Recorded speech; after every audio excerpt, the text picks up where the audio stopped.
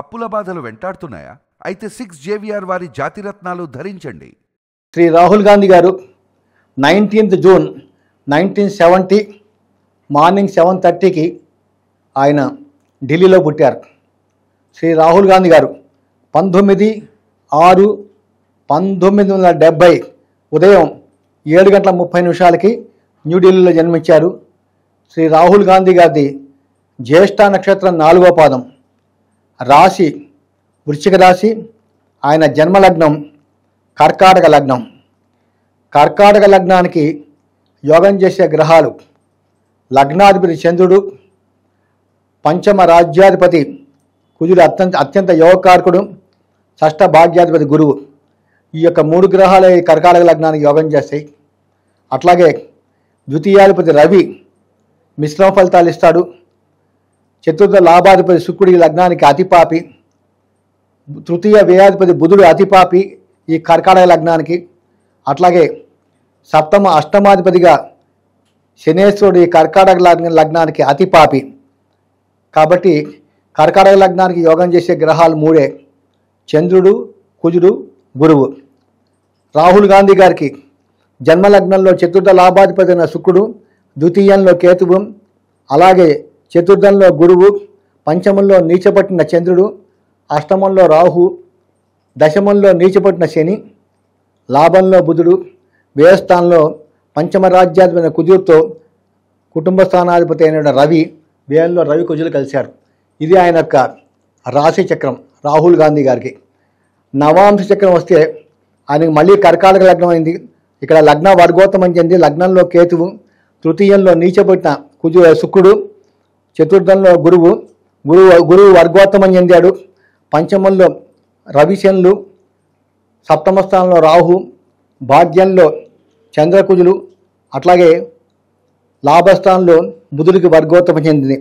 ఇది రాహుల్ గాంధీ గారి యొక్క జాతకం. ఈ జాతకాన్ని చూసినట్టయితే ఈ రాహుల్ గాంధీ గారికి మెయిన్గా లగ్నాధిపతి అయినటువంటి చంద్రుడు పంచమ స్థానంలో నీచ స్థితిలో ఉండి బుధుడి యొక్క నక్షత్రం మీద ఉన్నాడు. కాబట్టి ఈ యొక్క రాహుల్ గాంధీ గారు ఏనాడు కూడా ఆయన పదవి గురించి ఏనాడు చింతించలే. నాకు పదవి కావాలని ఏనాడు ఆయన ఆశించలేదు.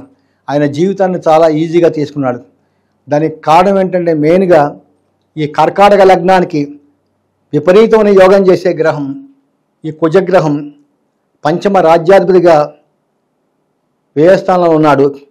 అది మనకు చాలా రాహుల్ గాంధీ గారికి ఇది చాలా మైనస్ పాయింట్. ఈ లగ్నానికి అత్యంత యోగకారుడు కుజగ్రహం పంచమ రాజ్యాధిపతిగా వ్యయస్థానంలో ద్వితీయాధిపతి రవితో హస్తంగతం అయిపోయాడు. ఈ కారణంగానే ఆయన ప్రధానమంత్రి పదవికి ఆయన ప్రయత్నం కూడా చేయలేదు. దాని మీద ఆయనకి ఇంట్రెస్ట్ కూడా లేకుండా పోయింది. అట్లాగే మెయిన్గా రాహుల్ గాంధీ గారికి దశమ స్థానం కర్మస్థానం, మనిషి యొక్క పేరు ప్రతిష్టలు చెప్పే చాలా ఇంపార్టెంట్ హౌస్ ఈ 10వ ఇల్లు. లగ్నం తర్వాత సెకండ్ లగ్నంగా చెప్తారు దశమ స్థానాన్ని. దాన్ని ఇంగ్లీష్లో మిడ్ హెవెన్ అంటారనమాట. చాలా పవర్ఫుల్ హౌసు. ఆ దశమ స్థానంలో సప్తమ అష్టమాధిపతి అయిన శని నీచ స్థానంలో ఉండిపోయాడు మేషం లోపల. కాబట్టి ఎన్ని ప్రయత్నాలు చేసినప్పటికీ కూడా రాహుల్ గాంధీ గారు ప్రధానమంత్రి కాలేకపోయినాడు. దానికి కారణం ఆయన యొక్క రాశి చక్రం. అట్లాగే ఆయనకి వివాహం మీద కూడా అంత శ్రద్ధ చూపెట్టకపోవడానికి కారణం సప్తమ అష్టమాధిపతి అయిన శనేశ్వరుడు నీచబడిపోయాడు. అట్లాగే కుజగ్రహం వ్యయస్థానంలో ఉండటం వలన ఆయనకు ప్రబలమైన కుజదోషం కూడా ఏర్పడింది. ఈ కారణాల వలన ఆయన వివాహం మీద ఆయనకు మక్కువ లేకుండా పోయింది. ఇకపోతే ఈ రాహుల్ గాంధీ గారికి ఆయనకి ప్రస్తుతం ఆయన జాతకంలో ఆయనకి నడిచే మహర్దశ ఆయనకి 18/12/2022 నుండి 18/12/2040 దాకా 18 సంవత్సరాల ఈ రాహు మహర్దశ జరుగుతోంది. రాహు అష్టమ స్థానంలో ఉండటం వలన ఆయనకి రాహుల్ గాంధీ గారికి రాహు జన్మలగ్నం నుంచి అష్టమ స్థానంలో ఉండటం వలన ఈ రాహు దశ ఏమాత్రం కూడా యోగం చేయలేదు. ఈ రాహు దశలో ఆయనకి అంత నిరాశ ఏర్పడింది. ప్రస్తుతం రాహుల్ గాంధీ గారికి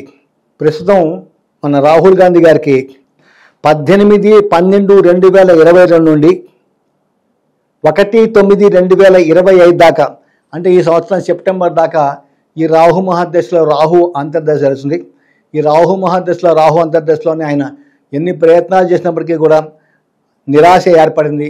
కాబట్టి 2024లో జరిగిన ఎలక్షన్లో కూడా కాంగ్రెస్ పార్టీ ఇటు సెంట్రల్ లోపల మళ్ళీ అధికారంలోకి రాలేకపోయింది.